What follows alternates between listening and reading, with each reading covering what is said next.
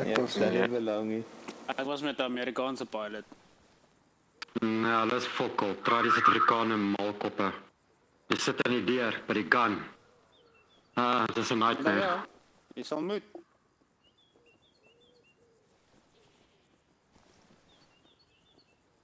Ja, die snaakse ding is toe ons die parachute gedoen het. Toe ek het gekwalifiseer vir my 3 parachute jumps. Die ek die 4de nog gaan doen het, toe het ek nie my parachute gevat nie. Die spring uit die vliegtuig uit, toe val ek soos 'n pannekoek op die vloer. Nee, was letterlik 'n vleisbom geweest. Yep. Dis nie dagteel nie, dis 'n flatteel. Ja. Vloerteel. En dit is 'n stikkende deel. Yep. Ek is soort van 'n stikkende deel hierdie week. Hydrox, you good to go? Yes, sir. Yes, sir. Right, fellas. Server's been open for half an hour, and we still got people who are not in the correct rig. The warning order is very, very straightforward. It says default order. It gave you the weapon. It told you needed radio and binos. So coming in and saying, "Oh, what do I need? I don't know this. I don't know that." Just read the Discord, boys. That's what it's there for. It saves all this pissing about. Okay, we've got lots to cover today, and we're not going to waste time. But armor barbieing, combat infantry. There should be no suppressors. There should be no optics. You should have the weapon that you were told. You should have the red dot that you were told. All right. You are going to teach you the skills before you get to start to play with the toys. That's the point of you being here. Okie dokie. CI2 is about tactical movement. It is about obstacle crossing, and it's about combat stances. Once we've covered them, we're going to move on to target indications, which is teaching you how to be an effective rifleman in a section. You will learn very quickly that you on your own with a 5.56 weapon or even a 7.62 weapon, you are not much of a threat to anybody else apart from one enemy soldier. You with 4, 5, 6, 7 more in your section, all bringing your weapons to bear using good target indications and fire control orders, are a serious threat to any unit the same size as you and even bigger than you if you see them first. So we're going to start developing those skills so that we can bring them into play when we get into Milsim. Okay? We are then going to talk about patrolling and movement, how we do it and why we do it. We're going to talk about the specific formations that we use in this unit. We're going to talk about danger areas, and then we're going to get down the grinder, all right, the assault lane.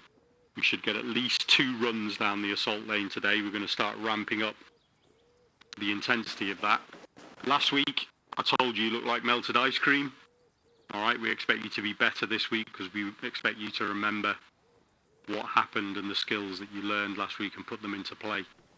How many do we have? We have 10, 11, 12, 13, 14, 15, 16, 17, 18. Okay, so HB, you're going to take one section of 9.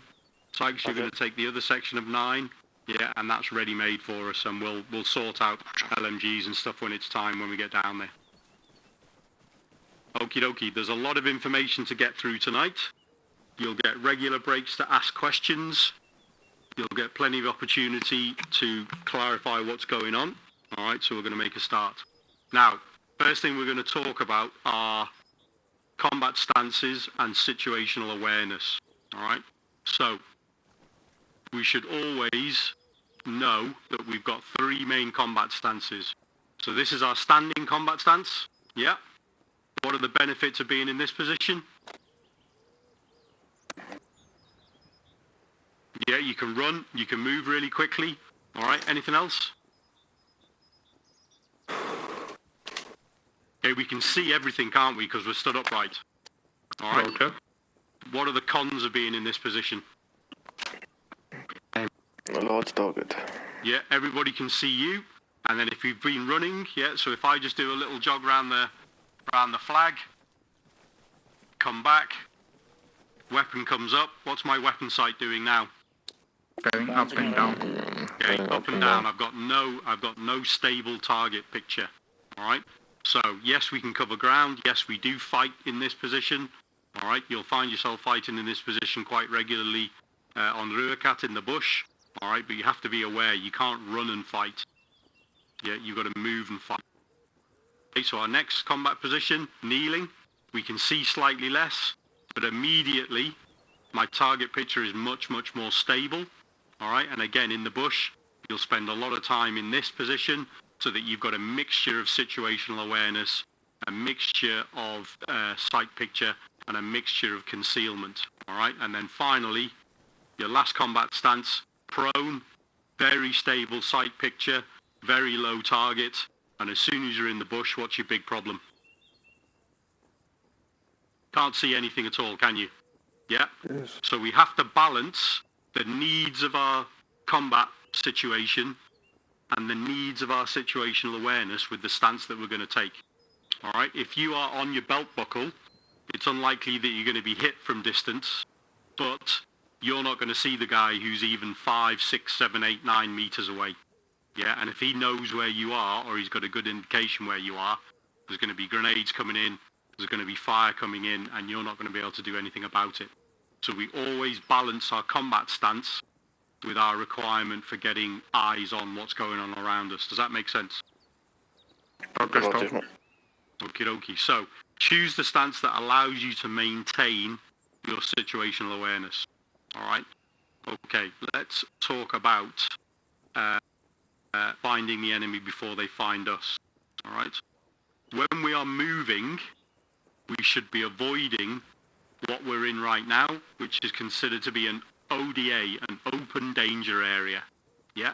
So we try, whenever we can, not to cross an area like this, because there's no cover, there's no concealment, and we're surrounded on all 4 sides, yeah, by cover and concealment, aren't we? So there could be enemy in them all the time. All right? So we need to think about where we're likely to see enemies, where we're likely to have to engage enemies from. All right? Enemies like hiding in tree lines.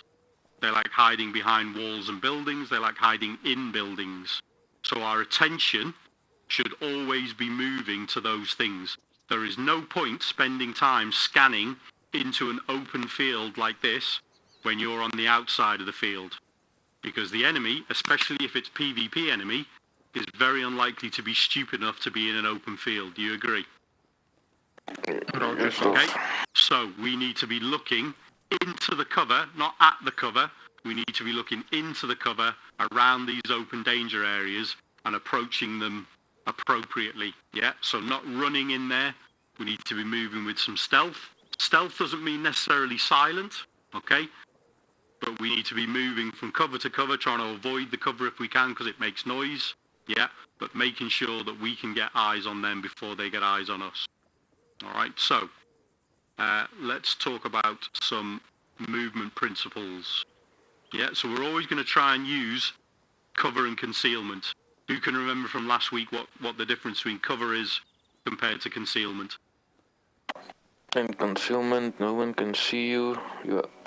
And cover is you can stay behind hard cover. They shoot you, they can't kill you.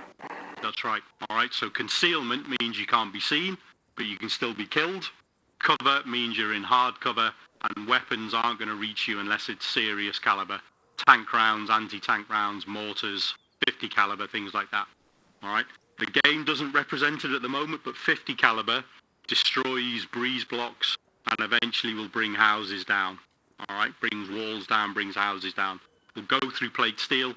There's nothing in view of you right now, including those metal containers, that would stand up to 50 cal. All right, but the game doesn't show that.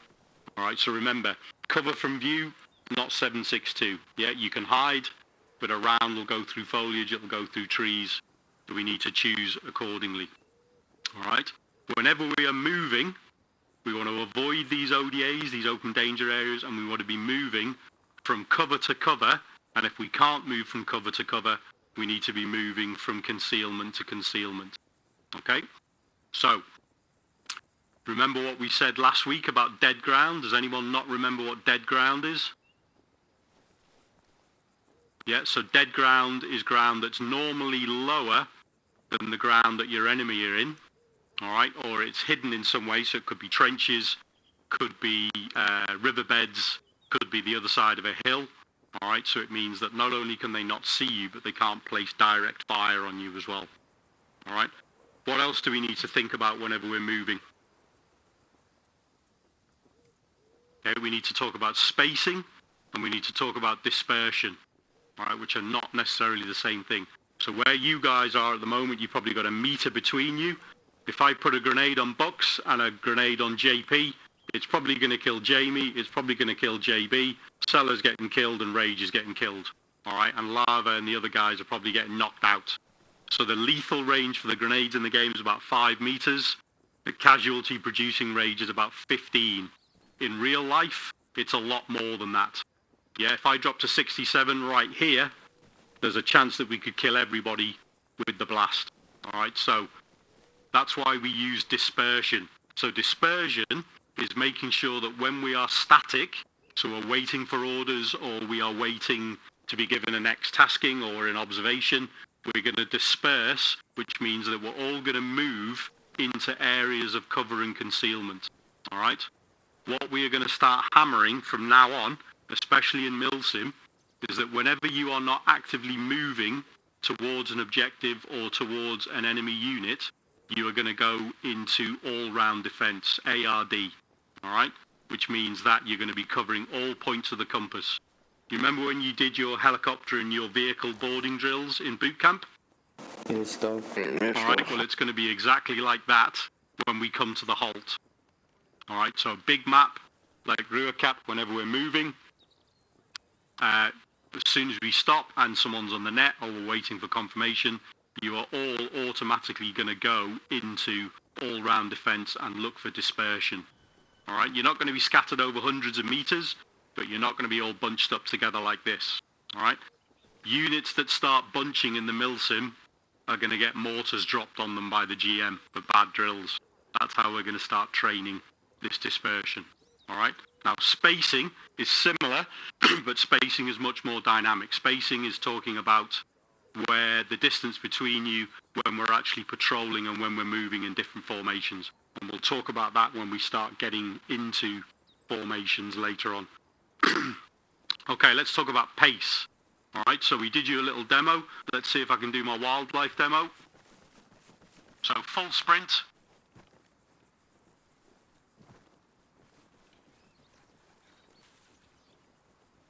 Okay, lots of rustling noises. Yeah, it didn't set the birds off, which is what I wanted it to do. Okay, this game does a really good job of giving away troop positions who are moving too quickly. Yeah, when you're playing PvP, PvE, whatever you're doing, how many of you heard the birds start flying out of the tree line? Yes. Yeah, that's because someone is in that tree line and they're moving. That's the game telling you, unless you start paying attention, you're fucked. Yeah? So listen to what's going on around you in the game. Yeah? You will hear twigs cracking, you will hear magazines being rattled, you'll hear weapons cocked. How many of you heard an enemy nearby put their safety catch on and off or change their fire selection lever? Netissä, joo. Yep. Okay, so... Yeah, hear that click? That carries a long way in game. Some of the sounds actually carry far too far. Yeah, and guys moving around, if I'm moving like this, you can still hear my footsteps. In real life, you wouldn't necessarily be able to hear that, but the game does a good job of warning you that people are around. When birds are flying up, pay attention. We're going to more later on. Now, what we also talk about, you're sprinting around all the time, especially in the bush where we're going to get what are called meeting engagements, where the enemy's literally going to appear on your toes because they can't see you and you can't see them, and all of a sudden, boom, here they are, as close as Honey Badger and Sykes are to me. If you've been sprinting and your sight picture looks like this, guess who's getting killed? Yeah, it's not them. You're going back to the respawn point. And if you keep doing it, you're going to keep going back to the respawn point. And eventually we will learn don't sprint, especially in Milsim. Don't sprint anywhere, yeah? Unless you are covering an area of ground that you already know is under fire, or you've got absolutely no choice in the matter, we don't sprint. When we do sprint, we try and get as close as possible to a point that makes the sprint as short as possible, okay? And then what do we do when we finished our sprint? Crouch. We go prone or we go crouch, preferably prone. You've just made a load of noise, you've made a load of fuss, yeah? You can't see because your sight picture is everywhere. The quickest thing to get your stamina back is to go prone. And what you're also doing is what is called SLL or SLAs or SLDs, yeah? Stop, look, listen drills, okay? After a sprint or whenever we cross an obstacle, and we'll do this for real in a minute, yeah, you're going to stop, you're going to make sure that you've not triggered any enemy, you're going to listen to make sure there's no wildlife being disturbed, there's no footsteps coming towards you. In real life, you'd be smelling as well. You'd actually be feeling the ground as well because you can hear armoured vehicles, you can hear other vehicles from a long way away, especially in the bush. Nice hard ground, passes the vibrations through it really quickly. All right, if you're in the jungle and everything is soft, you've got no chance. But when everything's soft in the jungle, you can actually hear quite a lot as well. All right, so stop, look and listen whenever we cross or whenever we have to sprint. Enemies will give themselves away with radios, weapons and movement. Okay, so be patient. We're going to start rewarding patience in Milsim. We're going to start punishing guys who are charging around. And that includes section commanders, that includes troop commanders, yeah, guys that go flying in because they want to get in front of the enemy. Well, the enemy's going to start putting them on their back, and then they're going to have a long walk from the spawn point. All right, so we're going to play with a lot more patience. We're going to play with a lot more tactical patience. Okay, let's talk about dead ground again. We're going to stay in dead ground whenever we can, and we're going to try not to silhouette or skyline ourselves over the top of ridges. Okay, do you remember?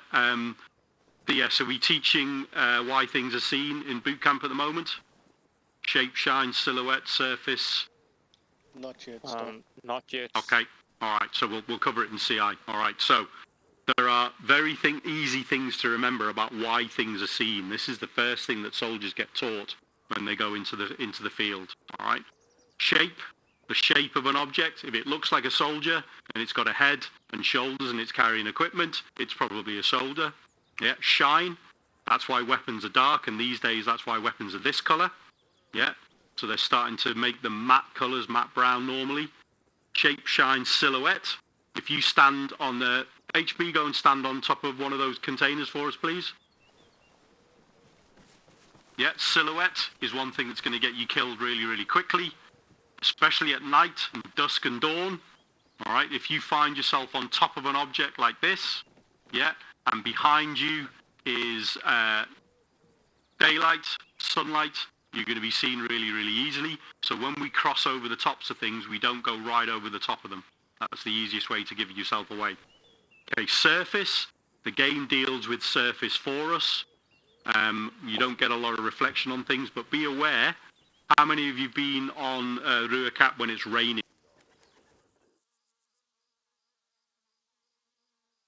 What happens to the ground? Yeah, we get puddles, we get reflected rainwater, all right? And if you actually look at your uniform, once it's been wet, there is a little bit of reflection on there as well. So we need to be aware of that, yeah, the light conditions and any reflection that we get. So shape, shine, silhouette, surface, silhouette we've covered. Sound gives you away, we talked about that. And the final thing that gives you away begins with M, and that's movement. All right, so the human eye is drawn to movement. Yeah, humans have learned to spot movement, especially in their peripheral vision, because hundreds of thousands of years ago, it was a fucking bear or a tiger or a lion that was coming to make you dinner. Yeah, so we're very, very good at spotting movement, and even in the game with our peripheral vision, you can see movement long before you notice that there's something definitely going on. Okay. The resolution on this game is good enough that if you're observing or you're in cover, you will see movements in your peripheral vision that will draw you to targets. All right, so pay attention. Okay, so let's talk about the military crest of things. Just come with me.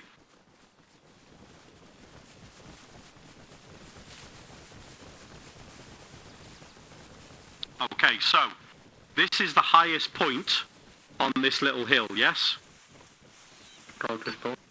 Okay, so if you stay where you are and I go down into what is essentially dead ground, so this is dead ground from where we just were, you can't be seen. Now if I'm approaching this position and I walk straight up over the top of this hill, when I come to this point, I have just silhouetted myself to the position that we were just in, and I'm going to be seen easily. All right? So what we use is what's called the military crest. We don't use the actual crest, which is what we're stood on right now. We use the military crest, which is low enough that we can move along it, but not be seen from the other side. Okay? Again, human evolution teaches us that we want to get nice and high, because what do we want to be able to do? We want to be able to see everything, all right? But if you can see everything, everything can see you. When everything can see you and it's armed with automatic weapons, you're dead. Yeah? So we need to balance our need to be able to see with our need to be able to stay alive. So when we get up high, because it gives us good visibility, we stay on the military crest. If you can see over the hill, where are you? You're too high and you're in danger. HB. Yeah. If you can see over the hill and you're too high, you're in danger. We need to be lower so that we can see our surroundings but not give ourselves away to the other side.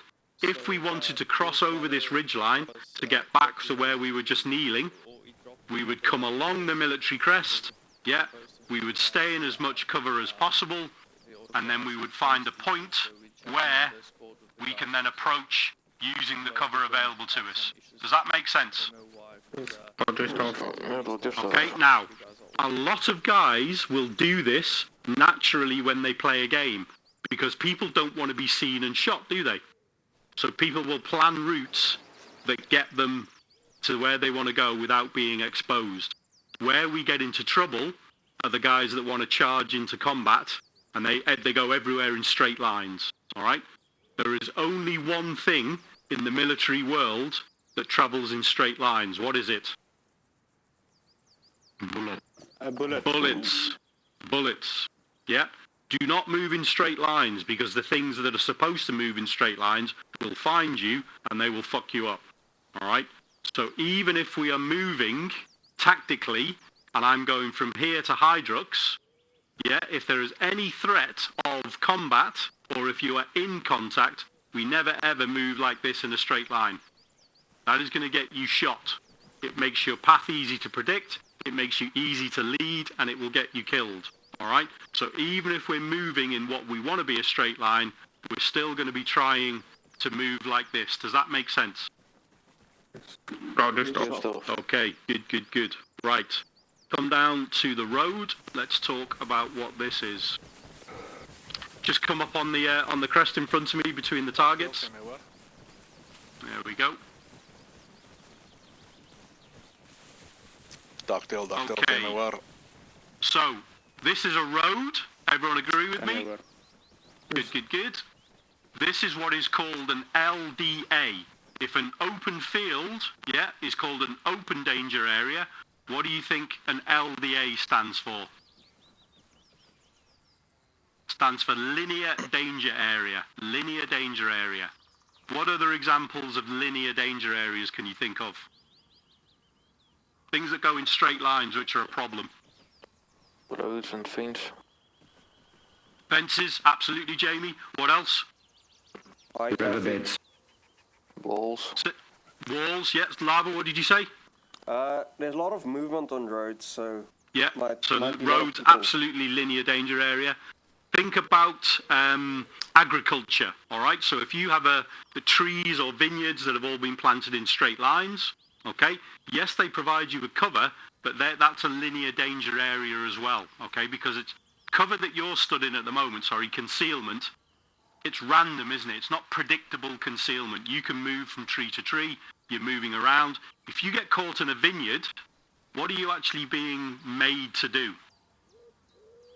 Move in a straight line. You're made to move in a straight line, all right? And if there is a machine gun that is looking down that straight line in what's called enfilade, you're in big trouble, okay? Because if there's 10 guys in that straight line and that machine gun's in front of you, it is going to fire right down the length of your position and you're in big cuck, okay? That's how you try. That's why we try and sight machine guns to predict the flank and the enfilade position, as it's called, of troops that are going to be moving towards us. All right? Roads are a linear danger area because they offer really good view in that direction and they offer really good view in that direction. All right? And so we have to cross them and we put ourselves at risk. So what we found here now, a bend in the road is the safest place to cross a road. We are at the lowest point, so we can't be seen from the top and the bottom, and we're at a bend, so the view is obscured. Does that make sense? Yes. Okay, so when we get down to the grinder, the metal road, the tarmac road down there is in a nice straight line. We wouldn't cross that right at a point where everyone can see us for a kilometre either side, would we? That's just asking to get shot. So we're going to cross it at a low point and at a bend, and we're going to try and cross it from cover like this into cover like you're in. So if you think about this, I've got, 10 metres? Where once I've had a quick check either way, I can just hoy. Yeah, and put myself minimum amount of danger. Everyone happy with that? Fences are exactly the same. Yeah, agriculture is exactly the same. Walls are exactly the same. Try not to climb over a wall, especially a wall you can't see over, or a fence you can't see over. Try not to climb over it because you make noise. Yeah, we've all seen the animation. You actually pull yourself up. You can hear the physical effort of it. You land on the ground, you make a rattling noise. Yeah, an enemy are going to know where you are because it really does travel too far. Happy? Okay. Staying on this side, we're going to talk about how to cross a linear danger area. So, HB on me. Roger. Okay, so, no matter what formation we are in, if we were moving through country like this behind us, tree line, we're probably going to be in file, but we might be in our wedge, which we'll talk about in a minute. All right, so if HB goes to this side, I'm on this side. Even if we're in file, the first two guys in the file will come forward and they will take up an observation position to the other side of the road. And we're going to carry out our stop, look, listen drills. So before we get over there, we're going to look as best we can, left and right. We're going to make sure that there is nothing waiting for us on the other side. There's no nasty ambush waiting for us. Okay? And then we're going to get, right, HB, stand by, crossing. And then we're both going to go. And we're both going to go into cover, into concealment. We're going to stop again. And we're going to stop, look and listen and make sure that we haven't triggered anything. Okay, from this position, yeah, HB is going to carry on looking forward. I'm going to look back and I'm going to call next two. So the next two guys are going to cross. Anyone next two? JP, you look like at the front. Yeah, and both. Over you come. Yeah, into cover. So yeah, cover. Yeah, and then next two.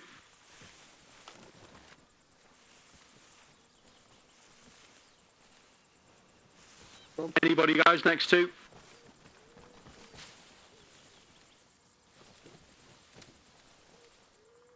Next two. Okay, good. So don't we? ARD guys.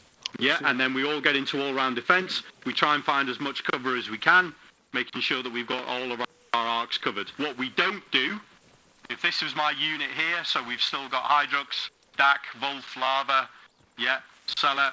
What we wouldn't do is right, come on then boys, leg it. And we all just leg it straight across the road, like 6 of us charging over. Because it makes a massive amount of noise, and if there's a machine gun, then I think, oh yeah, I'm having this. Exactly.